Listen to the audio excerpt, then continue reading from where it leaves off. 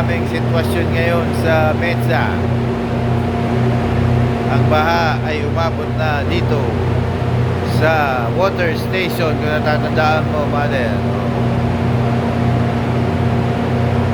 Kaya di kami makalabas. Kaya kami ay dahan-dahan pupunta doon sa labas. Tignan namin ang sitwasyon sa Aurora Boulevard, ay sa Araneta. Sa David, kailangan nga dulo. Kailangan tubig. Ito yung dating hot kitchen na ngayon ay Zeus Coffee. Kakabukas lang ng coffee shop na yan. Ayan na sumalubong sa kanila, baha. Ayan, meron mga ilagay na buhangin. Nag-work sa dulo ang aming tubig. Ito yung sinasabi nilang lulusong ka kasi sa baha para makapunta ka doon kung may mabibilang ka. Ayan, si ate lumulusong. Ayan, yung mga naglalakad naman. Ayan. So we are nag-blackout pa. We have no power dito sa neighborhood, pero building namin, since mayroong backup generator, okay naman. Yung backup generator okay, pero wala kaming kuryente sa taas. Yung nagwo-work lang sa amin yung ilaw sa hallway, yun yung usual na socket where the refrigerator is plugged in. So ito yung gate. Sitwasyon ngayon madilim, hindi natin makita. Pero kasi nga blackout ngayon. But the water is nandito na sa tapat na ng mga stalls. Nung Ondoy, kahit pa paano noon, nakakababa kami, natatandaan ko nakapag-grocery pa kami nung Ondoy. Pero ngayon, pinasok na kami ng baha. So ayan, nag-try silang malusong. Ewan ko saan sila pupunta. So it turns out, bukas yung 7-Eleven around, about maybe 50 yards from here. Kalahating kanto. Kaya may mga tao nagbabaka sakali, mga gutom na, walang tubig siguro. Ayan, pupunta sila sa 7-Eleven. Kaya ayan, ganyan sila, pero may mga bumabalik, wala naman dala So hindi ako magtataka kung sarado na So yan ang aming sitwasyon ngayon dito sa Mesa Residence. Mga foreigner naghahanap ng gasol. Nag-ano sila, they're safe naman sila, pero nagliliwaliw yung mga foreigner, tontuwa sa baha. Ito ang aming situation dito. Blackout. At ano oras na? Mga 8:30 na ba, no? 9 o'clock.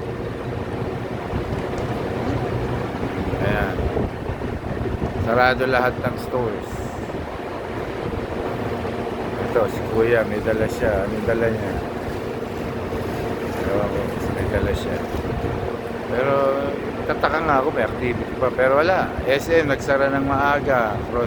Araneta yan and Aurora. So, nandito na lang muna kami. Kami babalik na sa taas. Ayan. We are reporting now sa Mesa Residences. Papakita ko muna yung kali namin sa tapat. Ito yung pasukan ng mga kotse. Ayan, blackout. Nakamakita. Usually maliwanag dyan, of course, dahil yung mga ilaw yan. Pero ngayon, blackout siya. It's 10 o'clock in the evening. Nag-blackout ng mga 5 o'clock, 6 o'clock. So, ito yung gate. Ayan kung nakikita nyo. This is the gate. So pupunta sana kami ng 7-Eleven, which is mga yun nga, mga half a block away. Ayan, may mga nakabili. Oh, swerte ni Kuya, nakabili siya. Pero may nakausap na kami, sinara na daw yung 7-Eleven. So wala na kaming access sa pagkain. Talaga parang dito na kami, nakakulong na kami sa mesa ngayon. Ilang oras na ba? The last 7 hours. Buti may konti pagkain pa kami sa ref. Ito na yung entrance papunta sa lobby o sa valley. Ginawa na nilang parking lot. Yung ibang kotse pinapark na nila dito sa loob. So ayan, pinilahan lang ng mga kotse itong, usually driveway ito eh, bawal magpark dito, pero ayan, pinapark na lang muna nila. So yung maingay, yung backup generator na nagbibigay ng kuryente doon sa hallway ng every floor, saka yung socket sa likod ng ref. Kaya meron kaming kuryente, pero basic lang ang nagagamit. Ilaw wala kami, ginagamit namin ilaw sa hallway. Pero pag mamaya lalagyan namin ng extension yung socket doon sa likod ng refrigerator para magamit namin yung ibang appliance namin sa bahay, yung mga charger, charger cellphone, yung ref. Gusto namin magluto, pwede kami kapit na ilaw. But anyways, yan, yung driveway, yan, naging parking lot. Tapos ito yung valley.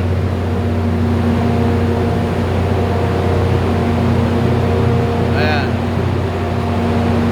puro kotse. Ayan, puro motor.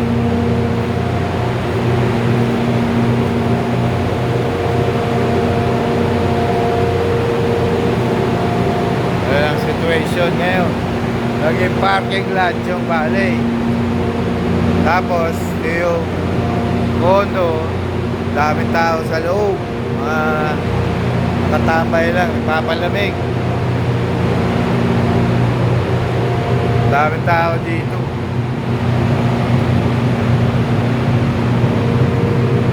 Kaya mga security guard sa loob. Ayan, yung mga tao sa ano ngayon, mga nakatambay, papalamig. Akit kami sa 5th floor. Babe, aray ko, wala madali. Ayan, it's cute. Nice stranded. Eto kami. Punta kami 5th floor. Maghugas muna ako ng paa. Punta kami ngayon sa 5th floor. Oh, ayan, mga tao din. Dami rin mga ano. Ay, dito tayo sa kabila kasi nandun yung hugasan ng paa. So yeah, kung naiinitan ka sa room mo or nalulungkot ka, at least, diba, may mga nakakausap ka. Eh buti na lang, ito yung pool pala na under construction dahil may papalitan nila yung pool eh. Ayusin nila yung mga tiles, yung ganyan. Ito yung 5th floor. Oo. So yan yung pool ngayon, under construction since July. Start ng July, tapos matatapos ng October. Magre-reopen sila. Yung kiddie pool open kasi yan yung unang sinara. So nung naayos na yung kiddie pool, ito naman ang ginawa nila ngayon. So buti nga hindi hindi nagbaha dahil kanina pa umuulan. So ayan, so gagawin namin pa rin yung view. Ito yung building, ayan, wala kaming ilaw. Mga emergency lights lang ang mga operating, saka mga emergency yung socket nga sa ref. So yung iba may ilaw. So yun nga, sila figure out nila kung paano nila magamit yung electricity na available dun sa likod ng ref. So unless may mga backup generators din sila mismo sa sarili nilang mga unit. Pero ayan, we're typically blacked out. Ang masakit, yung MEDSA 2 may kuryente lahat ng building. Sa likod nitong building na to is yung MEDSA 2. MEDSA 2 may kuryente sila, kami wala. Kasi nga apat ang building namin dito eh. Kaya mahirap mag-supply ng power sa lahat. So yung MEDSA 2, every yung buong building may kuryente sila, kaya naiingit kami. Anyway, sugas muna kami pa dahil lumapa kami sa bahay. So dito ako naghuhugas ng paa. Babes, okay na. Dito merong gripo dito sa tabi ng pool. So para iwas sa sakit. Ayan. Hugas pa. Hugas. Wala lang kami magawa sa kwarto kaya bumaba na lang kami. Pero alas 10 na.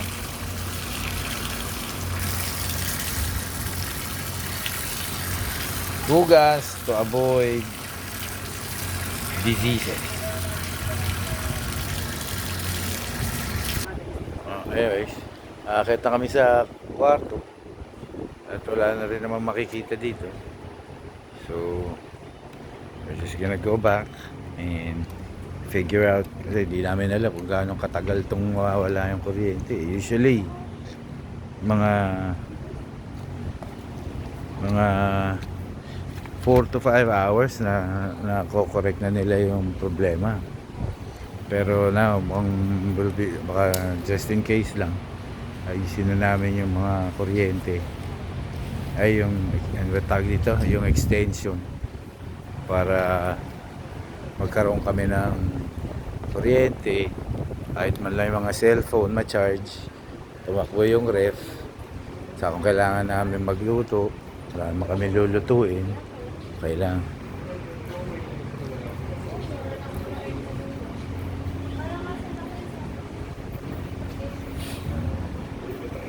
So, sana mapakita ko yung kabila. Actually, sa pag-akit ko sa unit, makikita niyo yung yung MEDSA 2. Lahat ng mga tao may kuryente doon, kaya swerte sila. Kaya I think it's not gonna take too long na siguro na maayos na yung power issue. Bago kasi yung MEDSA 2 kaya siguro yung generators nila mas maganda. Madaan na kami sa usual na daan. Dilim kasi gabi na, patay na rin lima pang ilaw. Yung aircon namin pwede kaya ko naman i-operate dahil nga doon sa extension kasi masyado mahaba. Mabuti, kailangan ko ng mahabang extension cord, pero mabuti naman kasi mahangin naman dahil nga tumuulan pa. So masarap actually ang simoy ng hangin, maganda yung weather. Pero yun nga, kaya yung mga nandito sa baba nagpapalamig lang sa lobby. Pero kung bubuksan mo naman yung pinto, yung front door mo, tsaka yung pinto doon sa may sampayan. Ayan, maganda naman yung weather. Kaya kahit nga wala kang electric fan, okay lang. Nga lang siyempre na iipit ka sa dilim. So, kahit na kami ulit. Tingnan natin. Oops. Ayan. Down yan, down. Okay. Kaya pa namin yung mag-siya ulit. Okay, now we're going up. Sige, babe. Sige, akit. Ay, dito. Ay, up. Ayan. Bakit ako na ulit? Ayan, 29. Sure. Ito na lang. Yeah, the elevators are working. So, yung mga tao, okay naman. Kat pa na. Ito yung mga lista ng mga new board of directors ng MEDSA. Hindi man sila kilala. It's okay. 29th floor. Ayan, pababa si ate. Kami pataan na, papalik na. 29th floor. Kita niya, may ilaw. May ilaw sa hallway. And then, yung ano nga nila. May ilaw naman sa hallway. Kaya lang, pagdating mo dito, sa loob, yun ang wala.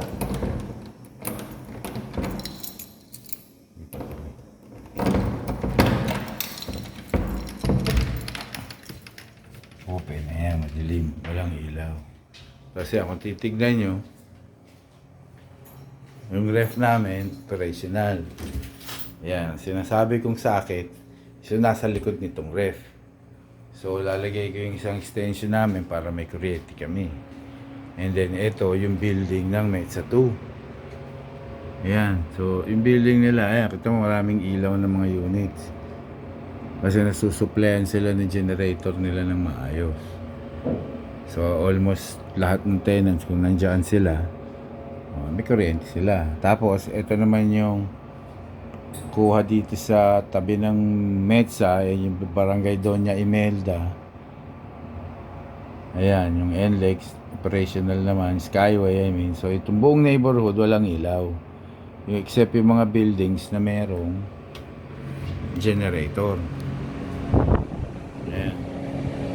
So makikita nyo madilim. So ibang areas ng Quezon City meron naman. So ibig sabihin, hindi sila naapektuhan ng brownout. Ito lang area namin, unfortunately. Ayan, including yung SM Mall. Saka karamihan ng mga buildings dito. So ay operational yung Skyway. Mga pupunta ng probinsya, makauwi. Ito lang kami stranded. Anyways, that's our situation today. And we'll see what happens tomorrow.